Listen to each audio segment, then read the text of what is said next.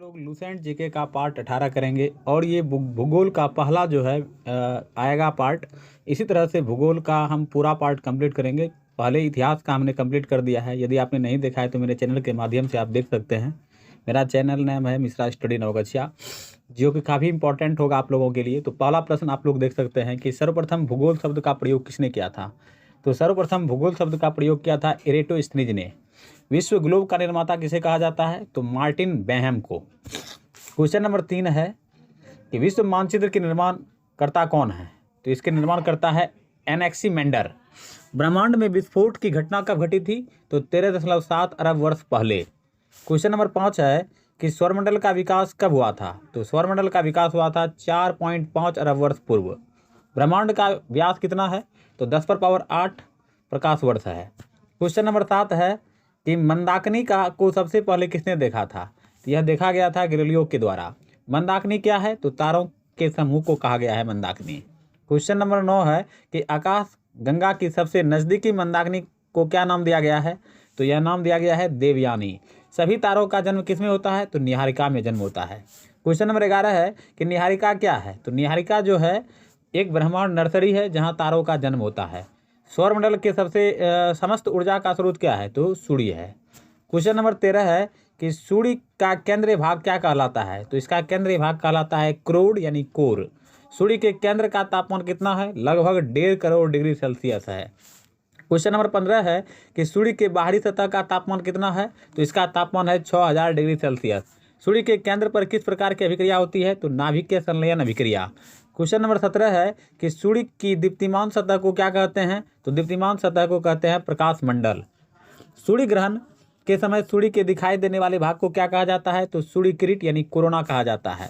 Question number 19 है कि सूर्य का मुकुट किसे कहा जाता है, तो सूर्य का मुकुट कहा जाता है सूर्य किरीट को यानी कोरोना को। सूर्य की उम्र लगभग कितनी है, तो 5 बिलियन वर्ष है इसका उम्र।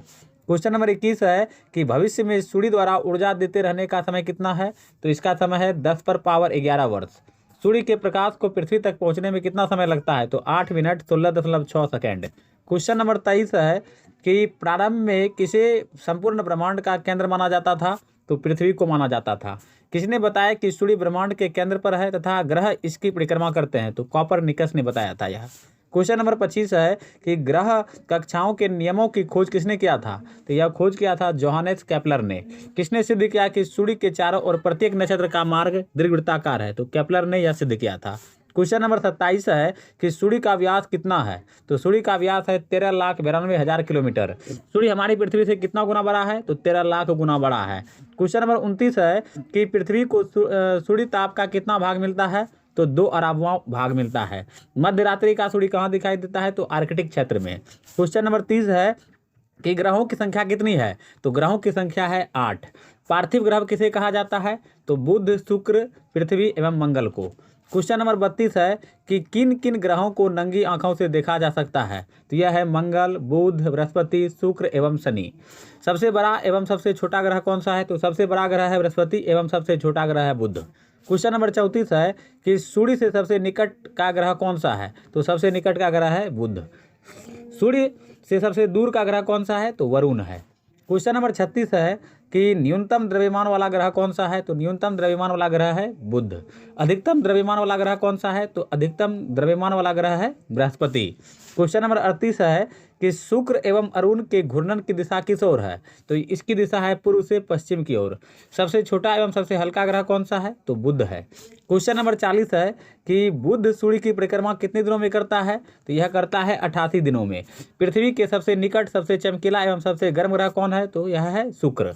क्वेश्चन नंबर 42 है कि सांझ या भोर का तारा किसे कहा जाता है, यह कहा जाता है शुक्र ग्रह को। शाम में पश्चिम दिशा में तथा सुबह में पूर्व दिशा में कौन ग्रह दिखाई पड़ता है, तो शुक्र ग्रह। क्वेश्चन नंबर 44 है कि पृथ्वी का भगिनी ग्रह किसे कहा जाता है, तो शुक्र ग्रह को कहा जाता है। बृहस्पति ग्रह सूर्य की परिक्रमा करने में कितना वर्ष लगाता है, तो 12 वर्ष। क्वेश्चन नंबर 46 है कि बृहस्पति का ग्रह का द्रव्यमान सूर्य के द्रव्यमान का लगभग कितना भाग है, तो यह 1000वां भाग है। बृहस्पति का सबसे बड़ा उपग्रह कौन सा है, तो गैनीमेड, जो कि पीले रंग का है। क्वेश्चन नंबर 48 है कि लाल ग्रह किसे कहा जाता है, तो लाल ग्रह कहा जाता है मंगल ग्रह को। मंगल ग्रह को लाल ग्रह क्यों कहा जाता है, लाल आयरन ऑक्साइड के कारण। क्वेश्चन नंबर 50 है कि मंगल ग्रह के कितने उपग्रह हैं? तो मंगल ग्रह के 2 उपग्रह हैं, फोबोस एवं डिमोस। सूर्य की परिक्रमा करने में मंगल ग्रह कितने दिन लगाता है? तो 687 दिन लगाता है। क्वेश्चन नंबर 52 है कि आकार में दूसरा सबसे बड़ा ग्रह कौन सा है? तो दूसरा सबसे बड़ा ग्रह है शनि। शनि ग्रह में वलय की संख्या कितनी है? तो 7 है। क्वेश्चन नंबर 55 है कि शनि ग्रह का सबसे बड़ा उपग्रह कौन सा है? तो इसका सबसे बड़ा उपग्रह है टाइटन। सौरमंडल का दूसरा सबसे बड़ा उपग्रह कौन सा है? तो यही है टाइटन। क्वेश्चन नंबर 56 है कि टाइटन उपग्रह की खोज किसने किया था? तो इसकी खोज किया गया था क्रिश्चियन हाइजॉन ने 1665 में। आकार में तीसरा सबसे बड़ा ग्रह कौन सा है? तो अरुण है। क्वेश्चन नंबर 58 है कि अरुण ग्रह का खोज किसने किया था और कब? तो इसका खोज किया गया था विलियम हर्शल के द्वारा 1781 ईस्वी में। लेटा हुआ ग्रह किसे कहा जाता है? तो अरुण ग्रह को लेटा हुआ ग्रह कहा जाता है। क्वेश्चन नंबर 60 है कि वरुण ग्रह की खोज किसने किया था और कब? तो इसका खोज किया गया था 1846 में जर्मन खगोलज्ञ जॉन गाले ने। आकार में 5वां सबसे बड़ा ग्रह कौन सा है? तो पृथ्वी है। क्वेश्चन नंबर 62 है कि सौरमंडल का एकमात्र ग्रह जहां जीवन संभव है तो वह हमारा है पृथ्वी।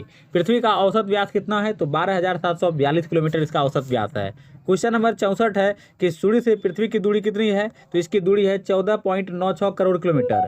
क्वेश्चन नंबर 65 है कि पृथ्वी को सूर्य की एक परिक्रमा करने में कितना समय लगता है? 365 दिन, 5 घंटे 48 मिनट और 40 सेकंड लगता है। क्वेश्चन नंबर 66 है कि पृथ्वी को सूर्य की एक परिक्रमा करने में लगे समय को क्या कहा जाता है? तो इसको कहा जाता है सौर वर्ष। किस गति के कारण पृथ्वी पर दिन रात बराबर होते हैं? तो वार्षिक गति के कारण। क्वेश्चन नंबर 68 है कि चंद्रमा तथा पृथ्वी के बीच की औसतन दूरी कितनी है? तो इसकी दूरी है लगभग 4 लाख किलोमीटर। शुक्र ग्रह सूर्य की परिक्रमा कितने दिनों में करता है? तो 224.7 दिन में। क्वेश्चन नंबर 70 है कि बृहस्पति ग्रह के कितने उपग्रह हैं? तो बृहस्पति ग्रह के 67 उपग्रह हैं। शनि ग्रह के कितने उपग्रह हैं? शनि ग्रह के 62 उपग्रह हैं। क्वेश्चन नंबर 72 है कि पृथ्वी का एकमात्र उपग्रह कौन सा है? तो इसका एकमात्र उपग्रह है चंद्रमा। अरुण ग्रह के कितने उपग्रह हैं? तो 27 उपग्रह हैं। क्वेश्चन नंबर 74 है कि वरुण ग्रह के कितने उपग्रह हैं? तो वरुण ग्रह के जो है 13 उपग्रह हैं। किस ग्रह का एक भी उपग्रह नहीं है? तो बुध एवं शुक्र का। क्वेश्चन नंबर 76 है कि मंगल एवं बृहस्पति ग्रह की कक्षाओं के बीच छोटे छोटे आकाशीय पिंड क्या कहलाते हैं? तो ये कहलाते हैं क्षुद्र ग्रह। एकमात्र क्षुद्र ग्रह कौन सा है जिसे नंगी आंखों से देखा जा सकता है? तो उसका नाम है फोरवेस्टा। क्वेश्चन नंबर 78 है कि पृथ्वी की कितनी गतियां हैं? तो पृथ्वी की 2 गतियां हैं, घूर्णन या दैनिक गति और दूसरा है परिक्रमण या वार्षिक गति। पृथ्वी अपने अक्ष पर किधर से किधर घूमती है? तो पश्चिम से पूर्व की ओर घूमती है।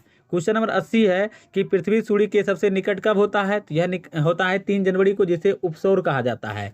पृथ्वी सूर्य से अधिकतम दूरी पर कब होता है? तो यह होता है 4 जुलाई को, जिसे हम अपसौर कहते हैं। क्वेश्चन नंबर 82 है कि उपसौर के समय पृथ्वी और सूर्य के बीच की दूरी कितनी होती है? तो इसकी दूरी होती है 14.70 करोड़ किलोमीटर। अपसौर के समय पृथ्वी और सूर्य के बीच की दूरी कितनी होती है? तो 15.21 करोड़ किलोमीटर। क्वेश्चन नंबर 84 है कि विषुवत वृत्त के उत्तरी भाग को क्या कहा जाता है? तो कहा जाता है उत्तरी गोलार्ध।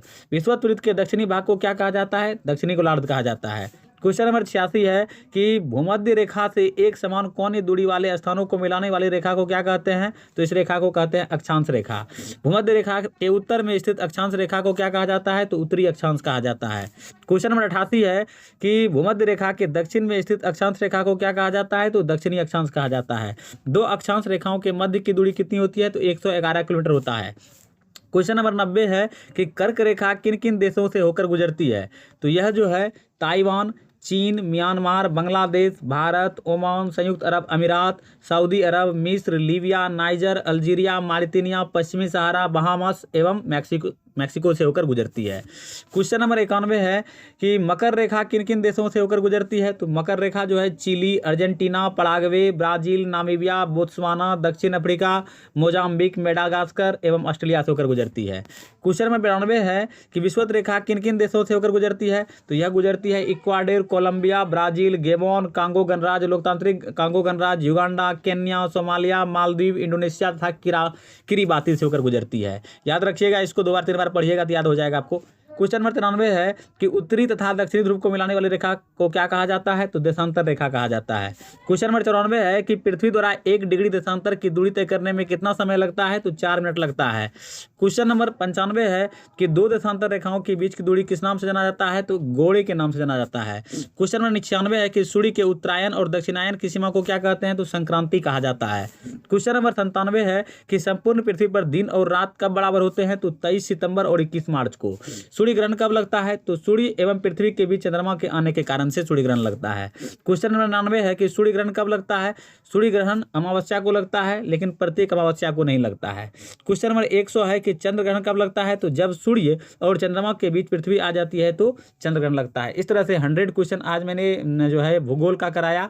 अब इस तरह से जो है 100 क्वेश्चन फिर मैं आपको कराऊंगा अगले पार्ट में। तो अगर आपने मेरे चैनल को सब्सक्राइब नहीं किया है तो सब्सक्राइब कर दीजिए, लाइक कीजिए, शेयर कीजिए जम करके, ताकि दूसरों को बेनिफिट हो। आज के लिए इतना ही, मिलेंगे नेक्स्ट पार्ट में। Thank you.